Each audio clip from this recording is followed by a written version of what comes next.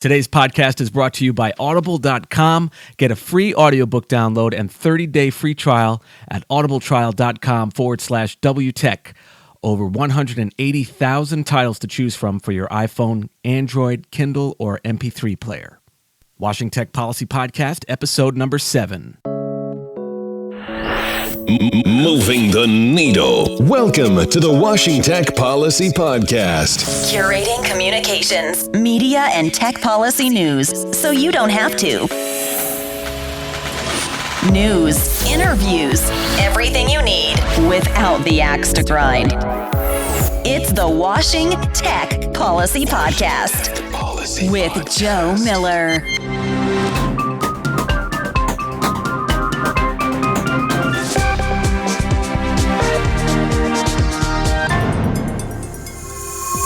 The EU strikes down the most important law U.S. tech companies have used to do business in Europe.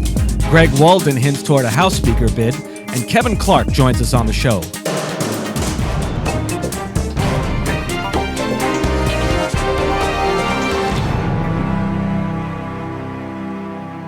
The Court of Justice of the European Union has struck down the safe harbor that for 15 years allowed U.S.-based tech companies to overcome a presumption that U.S. privacy practices meet the standards set in the EU Charter of Fundamental Rights. The U.S. is now going to have to find some other way to enable U.S. tech companies to import Europeans' data. California became the third state in the nation on Thursday to enact legislation to protect its citizens against warrantless online surveillance. Groups such as the ACLU and EFF view the California Electronic Communications Privacy Act, or CAL-ECPA, as a new national standard to protect Americans' digital privacy.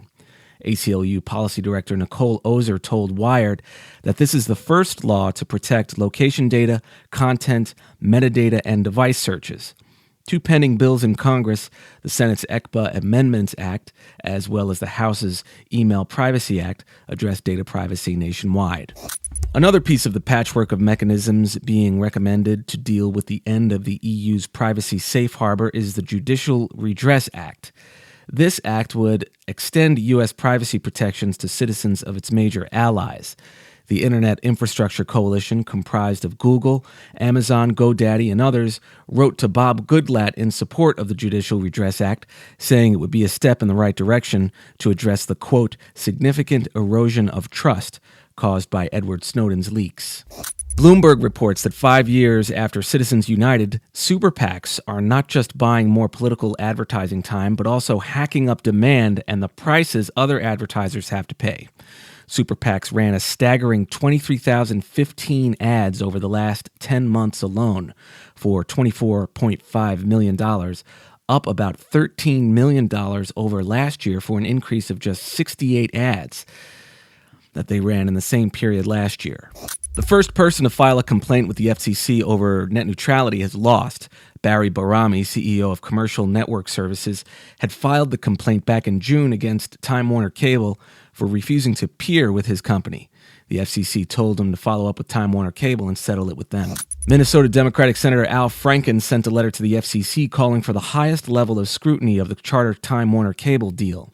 Franken's chief concern is with the effect the merger would have on building high-speed internet to rural areas. Verizon has raised the price of its unlimited data plan, which about 1% of its subscribers still have. The price would go up about $20 for the customers who still have the unlimited data plans. Netflix now costs $9.99 instead of $8.99 per month, so it's gone up $1. Democratic Representatives Jerry Connolly from Virginia, Mike Quigley from Illinois, Gerald Nadler from New York, and Texas Republican Representative Ted Poe introduced the Eyes on the Courts Act, which would require U.S. appeals courts and the Supreme Court to permit live streaming of oral arguments. Referring to the Supreme Court, Connolly said, quote, "We have a long tradition of civil disobedience in America, and when the court is as obstinate as it is on this subject, it invites civil disobedience, especially given the technology that now exists. It is very easy to go into a building like this undiscovered and use technology to do what the court itself will not do, make itself accountable and transparent to the public." The FCC has granted a waiver to AT&T to allow AT&T to permit Wi-Fi calling. Wi-Fi is the unlicensed spectrum currently used by cable companies, which mobile providers now want to share to help alleviate spectrum congestion. But according to AT&T's policy head Jim Ciccone, he still doesn't see why AT&T needs a formal waiver, but Sprint and T-Mobile have been able to share Wi-Fi all this time without one. Oregon Republican and chair of the House Energy and Commerce Subcommittee, Glenn Walden, is considering a bid for House Speaker. The House Small Business Subcommittee has initiated an inquiry into the Labor Department's proposed rules to require overtime pay for anyone making less than $970 per week, up from the current $455 per week threshold. Silicon Valley supports the inquiry. As of the time this podcast was uploaded on Tuesday morning, the White House and UN Refugee Agency's Kickstarter campaign has raised over $1.5 million to address the refugee crisis in the Middle East and Europe. Finally, policymakers are urging the Congressional Budget Office to revise its accounting methods.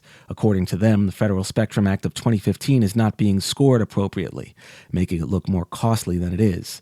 The bill would allow federal agencies to keep 1% of the proceeds earned from their spectrum.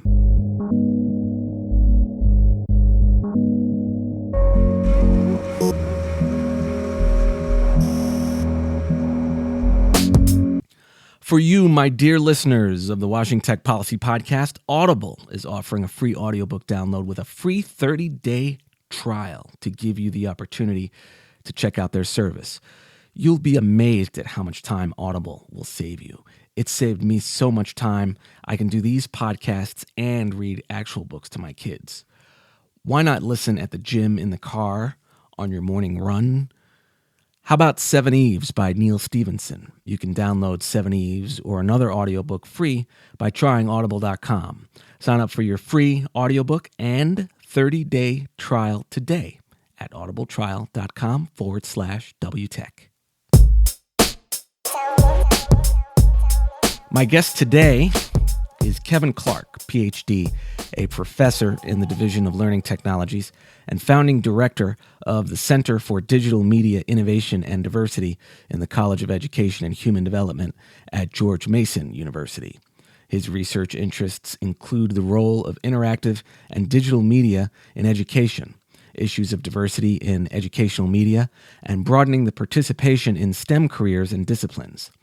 In addition to his scholarly activities, Dr. Clark has more than 20 years' experience as a designer, advisor, and consultant to organizations such as National Park Service, Public Broadcasting Service, Corporation for Public Broadcasting, Common Sense Media, Fred Rogers Center, Disney Junior, the Jim Henson Company, and DHX Media.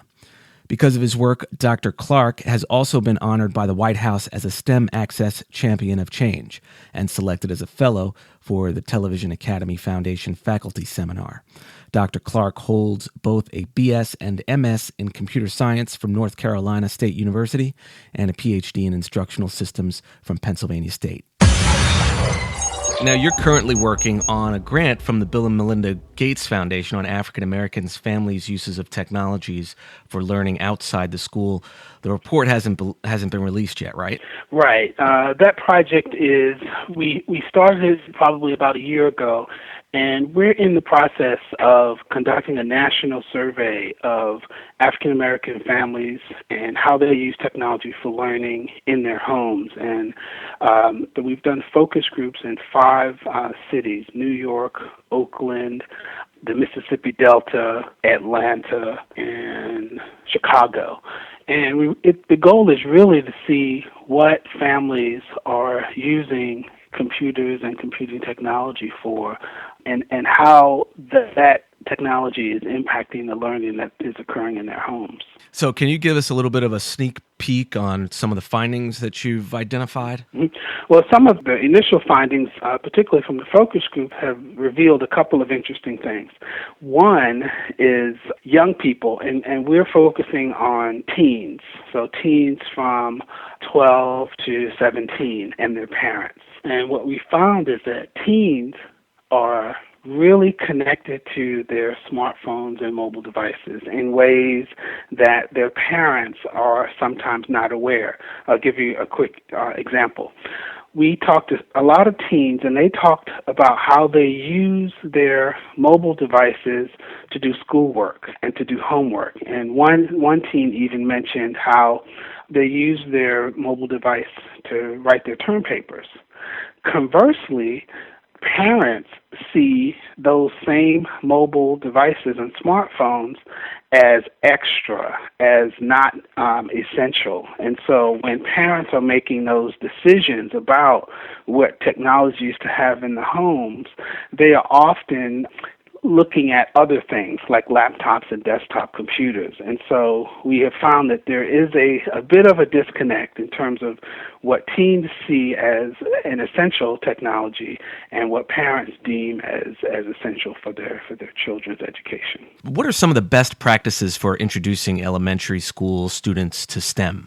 Well, some of the best practices for introducing young people to STEM are, one is to really find a interest point, to find something that they are interested in that's connected to what they do in their everyday lives. So whether it's gaming, so I ran a gaming program for about 7 years, and what we did was we taught students how to design and develop educational games, but we connected it to things that were in their community, whether it was problems or issues that they could tackle through games, whether it was topics that they were aware of or exposed to in their community, and they could manifest that in a game. So one is to connect it to their community. The second thing is to make it, to chunk it, so that you are teaching the tools and the content in a way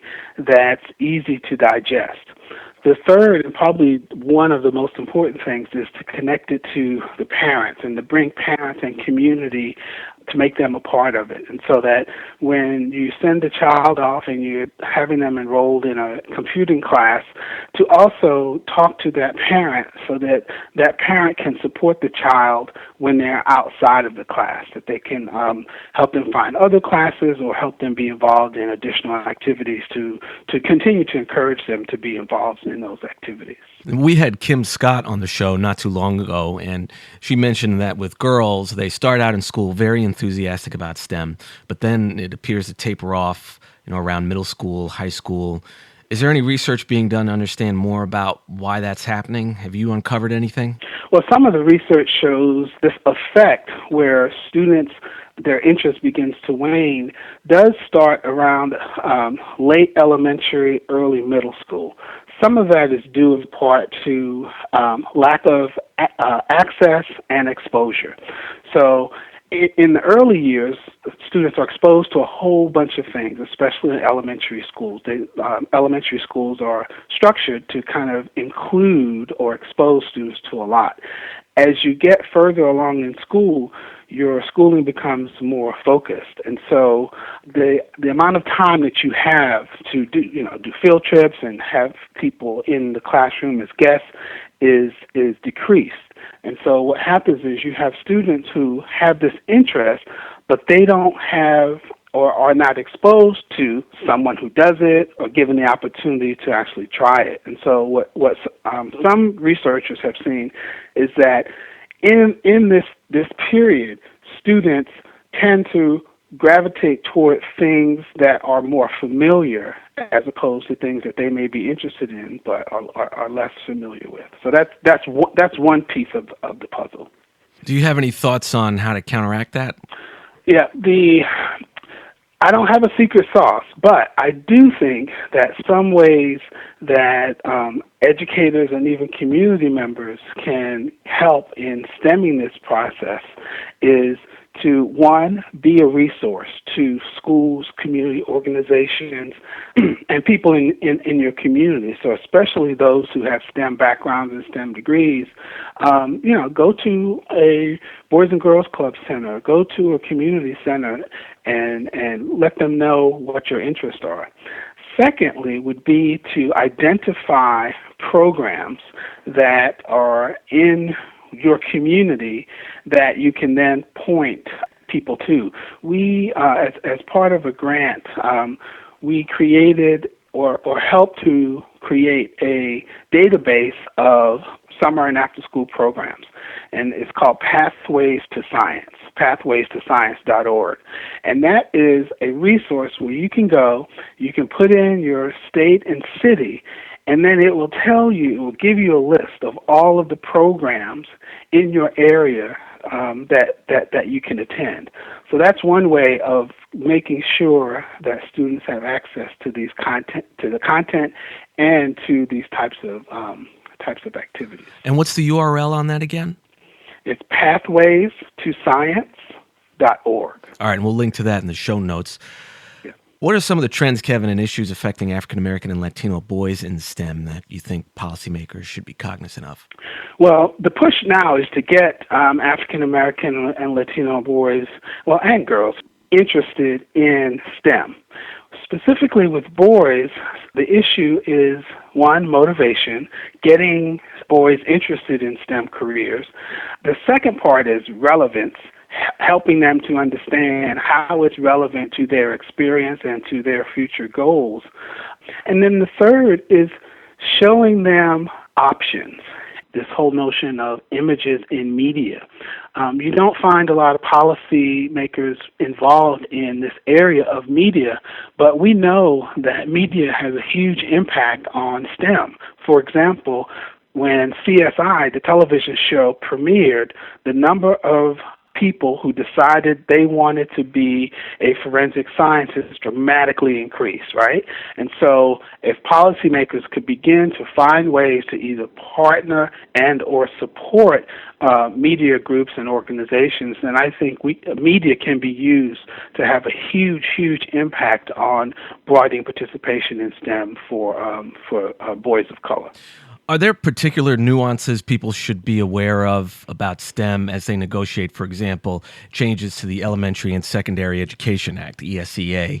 As you know, a fair number of congressional representatives are discussing reforming ESEA, and they want to change how Title I schools receive funding.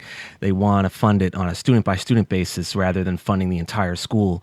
So basically, Title I would be portable, and students who qualify for free and reduced lunch would take their predetermined portion of Title I funding with them wherever they go, rather than designating the schools themselves as Title I schools.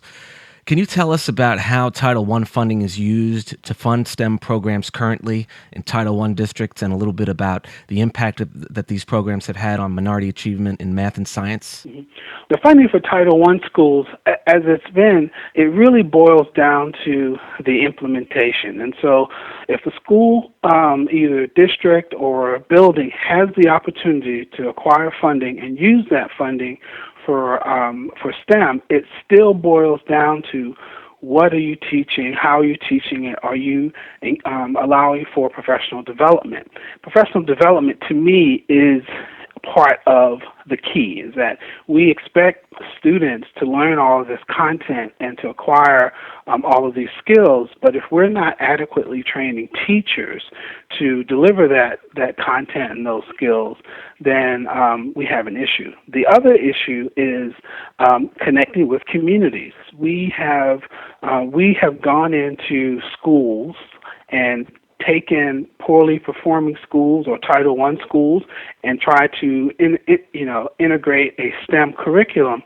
But if you don't involve the community, then what happens is you're delivering all this STEM content during the day, and then the child is going home and not receiving any support and not getting any encouragement in terms of extending their the activities. So I think regardless of how the funding is administered, there needs to be a strong connection to professional development and a strong outreach to communities to have those communities be involved in the implementation and administration of these STEM programs. It's really an intricate problem.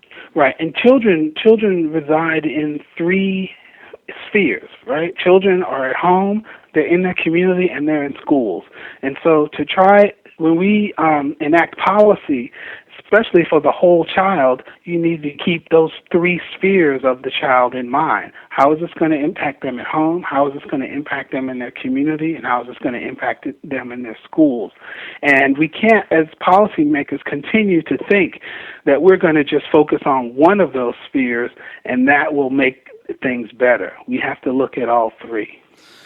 The other issue I want to shift gears toward is I saw that you've done some work on adults and using technology for adults.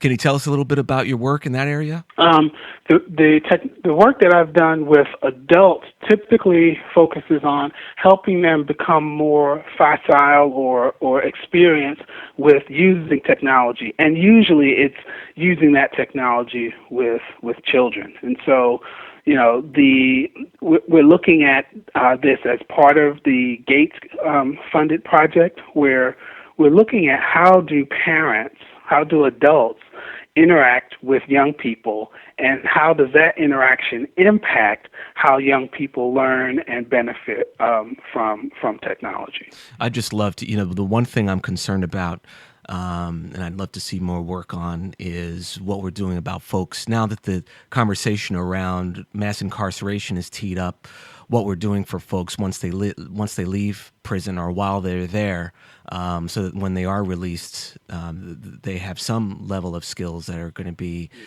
kind of STEM related. Do you have any thoughts on that? Well, yeah. I mean, I don't do specific work in that area, but one of the things I do think is that allowing people to have access to these STEM capabilities and STEM skills is huge in terms of preparing them to jump back into the job market. And what's great about it is that people can receive this content or this training in a variety of ways. They can receive it in face-to-face classes. They can receive it in online settings.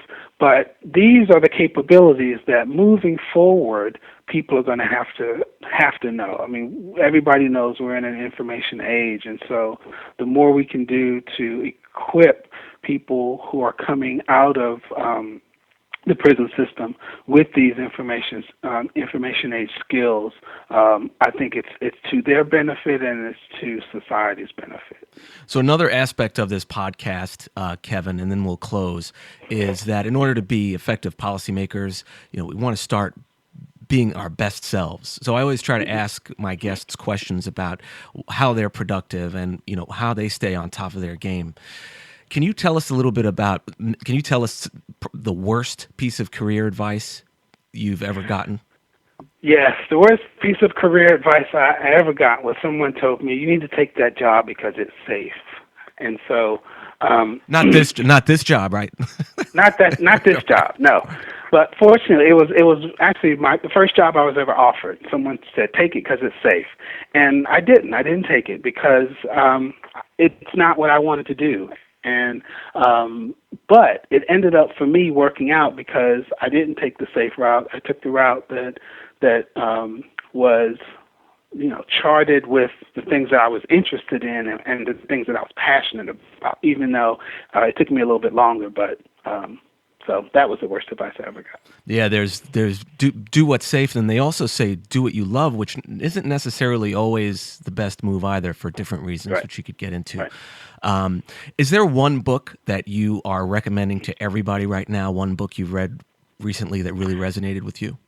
Curious Mind by Brian Grazer, and it's really a great collection of conversations with different types of people and kind of their journeys. But a book that's an old book that I would recommend to people, and that I still reread is called Great Failures of the Extremely Successful. And so you get a window into how failure sometimes leads to success, and that book is by Steve Young. Well, thank you for that, and I'll link to those in the show notes. Kevin, are there any final thoughts you'd like to leave with the audience before we close? Well, I mean, final thought is, in all that I do and all that we have talked about this far, it's really about people taking an active role in their community, in their schools, and in the lives of the children that they come in contact with. And I think the more that we do that, the better off children will be.